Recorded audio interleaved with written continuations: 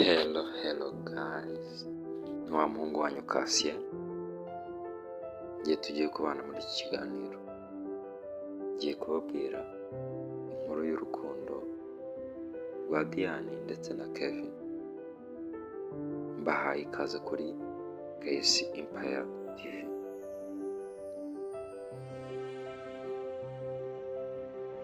Umutwe w'inkuru uragira uti: urukundo rwa Diane na Kevin.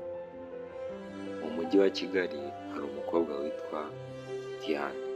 Diane yari umukobwa umunyabwenge kandi wiyubaha. Umunsi umwe yahuye na Kevin, umuhungu umugwaneza kandi utuje. Bahuye bwa mbere mu birori by'inshuti zabo, baganira ibiganiro byiza cyane. Nuko iminsi yagiye ishira, Diane na Kevin batangiye kugirana umubano wihariye. Bamaranye umwanya munini basangira ibyishimo n'ibitekerezo byabo by'ahazaza. Urukundo rwabo rwakomeje gukura kandi byagaragaraga ko bakundana by'ukuri. Ariko umunsi umwe ibintu byaje guhinduka.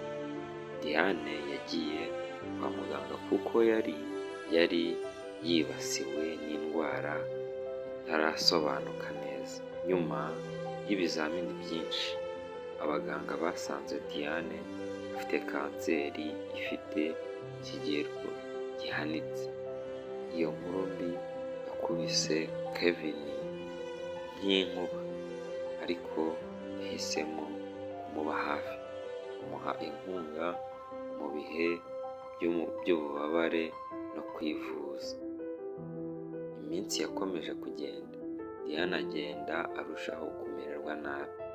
Nubwo Kevin yari afite umubabaro w'uburwayi bwa Diane, yageragezaga kumutetesha no kumushimisha uko ashoboye kose.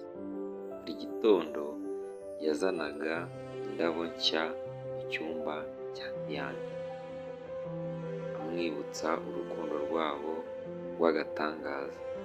Mu ijoro rimwe ryo muri Mutarama, Diane yahamagaye Kevin hafi ye. N'ijwi ricika yamubwiye ati: Kevin, ndagushimira urukundo rwose wangaragarije, nubwo ntacyo mfite cyo kuguha uretse urukundo rwanjye. Ndashaka ko umenya ko nzahora muri hafi mu mutima. Ayo magambo yanyuze Kevin umutima, ariko ntiyabuza amarira kumurenga. Nyuma y'iminsi mike, Diane yitabye Imana, asiga Kevin mu gahinda kenshi. Kevin ntiyigeze abasha kwibagirwa Diane. Yagumye gusura aho bashyinguye Diane, akahajyana indabo buri gihe, agahamya ko urukundo rwabo rutazigera rupfa.